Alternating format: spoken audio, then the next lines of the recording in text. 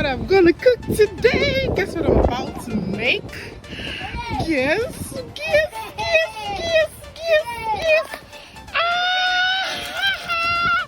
Akwu.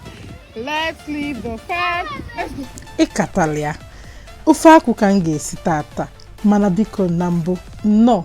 Ọ bụrụ na ị na-eso ebe na channel a, ekenekwa gị. Ọ bụrụ na taa bụ izizi gị, relax. Ụjọ atụna gị. Ihe a nwere ike masị gị. Tata m na-esi ofe akwu. Ofe akwu rice. Hey! Gwagodu m ka isi esi ofe akwu. Achọrọ m ife ya na comment. Mana mbụ, like igodu video, comment ye, ma share kwa to everybody. Mbute akwu ahụ na farm. Ihe m ga-eme bụ ntinye ya na sink, saa ya mmiri. Maka ịmara igbucha akwụ mgbele nje ga-adịcha n'ime ya. Ịsapụgodi ya mmiri.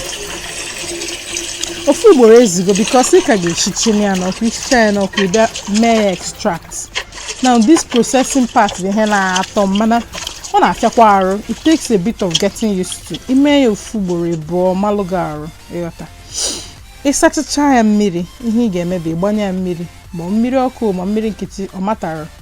Ịgbanye mmiri onwe ihe ọzọ ị ga-etinye ya. Ị just ishinye ya n'ọkụ.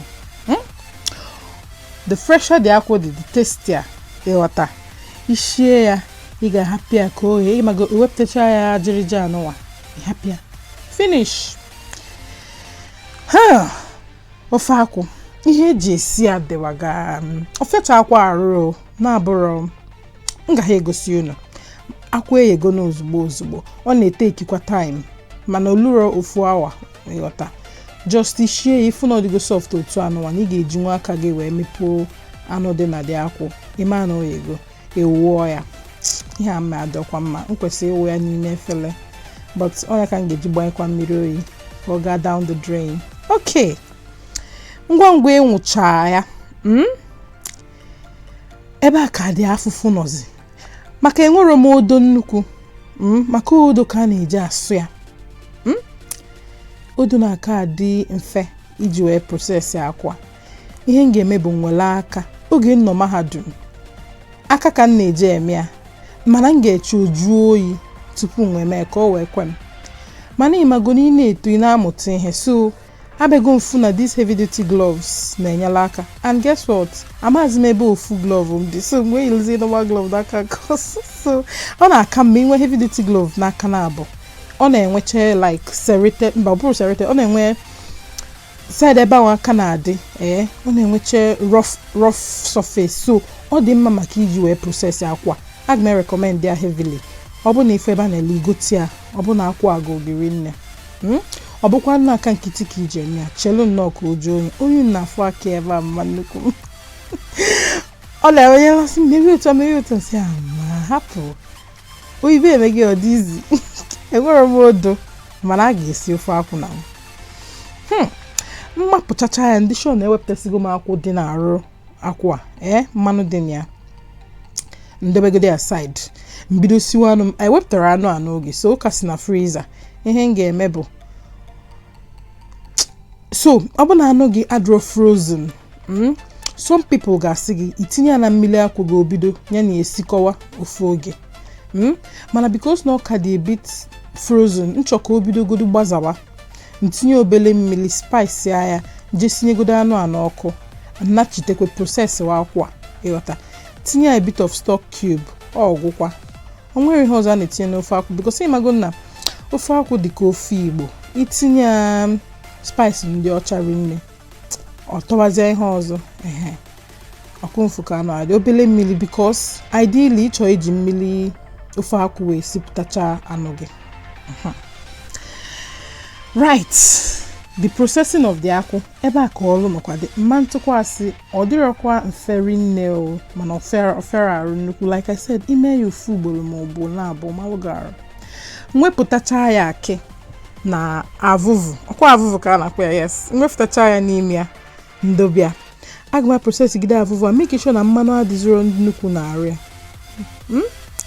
Wepụtacha mmanụ dị na ya.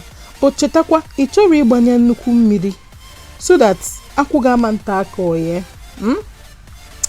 Now mgbe ngwa wepụtacha ya mmanụ niile dị ya na-arụ. Nzaa ya. Ọ bụrụ na ọzụza ịzaa ya ọ dịkantị ya. 1 or 2 times.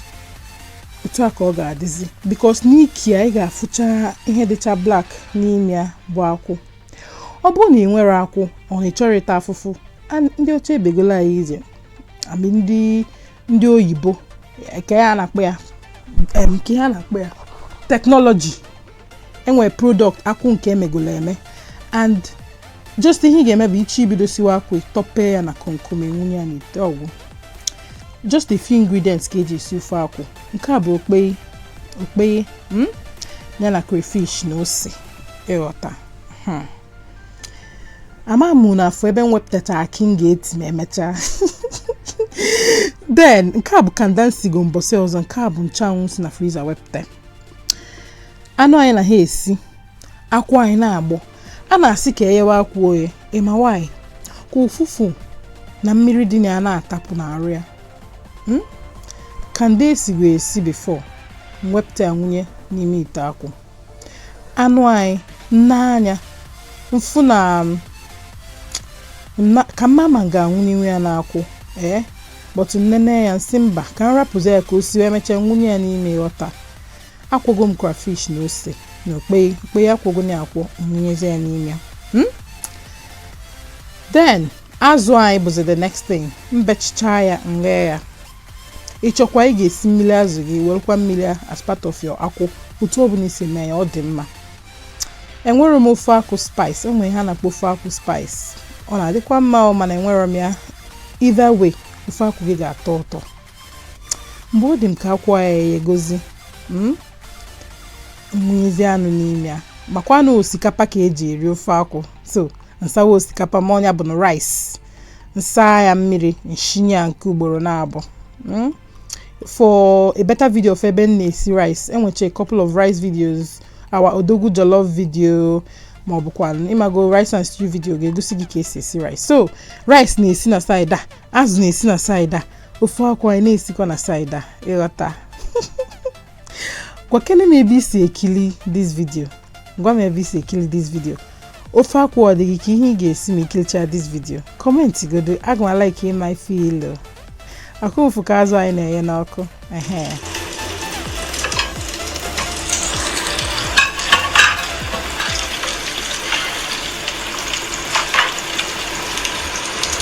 Ngụpụtazi azụ. Nenekwa ma akwụ. Unu mana anụ eyesiri ọfụma ntinye ya n'ofe akwụ ahụ. Ka ha ncha ya ekọtawa ọnụ. Continue kwa na-eye azụ m. Ịghọta.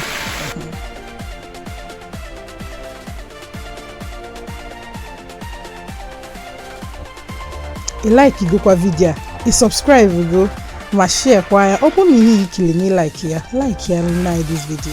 Nke a bụ nchanwụ m tinye na freezer eri mgbe mwepụta ya ntinye, but the fresh one na-amagbu onwe ya. Ịghọta, itinyekwa obere ụgụ na ịchọ. Ọ bụ na ị nwere ihe a na-abụ inwe ike itinye spinach ka o wee bupute mma ofe akwụ gị. Ịghọta. Akwụnufu ka ofe akwụ a na-adị. Agbanyere na ọ dị mmiri na mbụ ọ ga-amịkọ. Even ọ bịazizi dị too thick sef. Ihe anyị ga-eme bụ anyị gbanye obele mmiri. Itestie ya nnu, ịchọkwa itinye nnu ọzọ itinye ma ọ bụkwa na ogiri oyibo ka a na-akpọ seasoning. Ịghọta.